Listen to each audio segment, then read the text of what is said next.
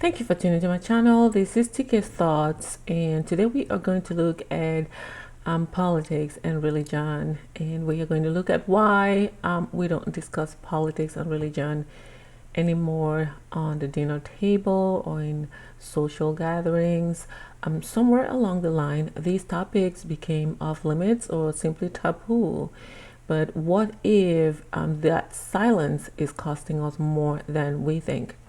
Okay, now in this video, we'll explore how this happened, why it matters, and what we can learn from the books of Judges and Kings. Now, in the 20th century, especially after the First and Second World War, society began to favor safe conversations in public spaces. Politics and religion were seen as divisive. Better left alone, some people will tell you, but avoiding these topics didn't make them disappear. It just meant fewer people understood them, and less understanding meant more room for manipulation.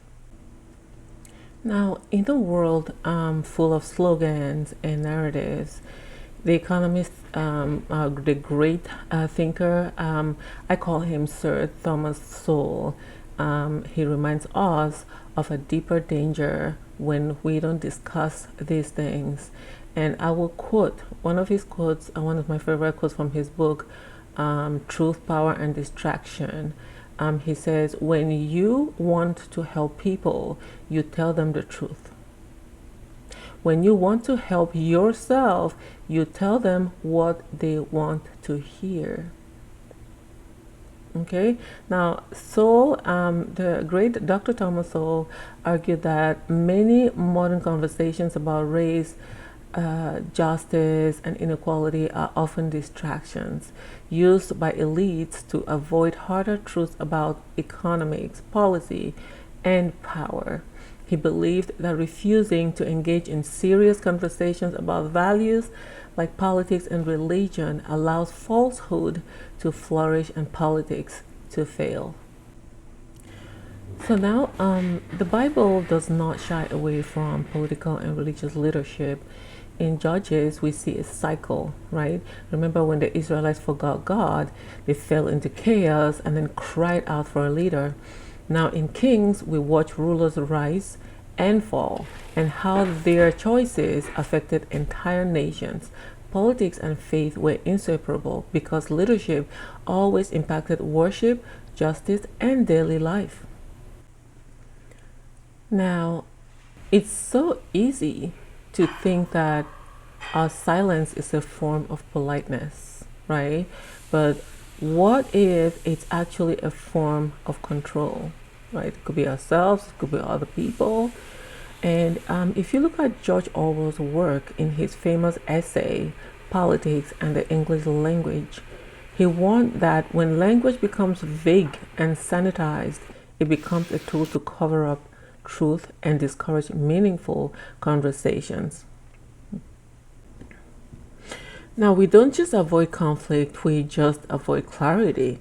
And we say faith, but we never say religion. And we say equity, and we don't say justice. That's not accidental. It's by design, and it's how public truth gets softened right into silence. And as George Orwell saw, when speech weakens, so does your freedom, because free expression is the cornerstone of every other liberty. Without the ability to speak openly, challenge ideas, or voice dissent, injustice thrives and tyranny grows unchecked. Right? Weakened speech doesn't necessarily always come from the government censorship. No. Often it's the quiet fear of saying the wrong thing, the pressure to conform, or the risk of being canceled that causes people to self-censor themselves. When we stop talking honestly, we stop thinking critically, and a society that silences itself cannot remain free. It can't. True liberty demands space for disagreement, for discomfort, for truth, even when it's unpopular. Now, political decisions determine how much you pay for healthcare, who has access to clean water, what children learn in school, and even who gets justice in court. Now, if people of faith, religious people, opt out of these conversations, who's left making the decisions? It's not about party alignment, okay? It's not about party affiliations. It's about your values. Now, as you can see, history has taught us all that when good people stay silent, injustice thrives. I remember what happened to Jewish people in Germany. When good people were silent, they saw what was going on and said nothing, and what happened to those Jewish people, right? Silence doesn't keep the peace, it never does.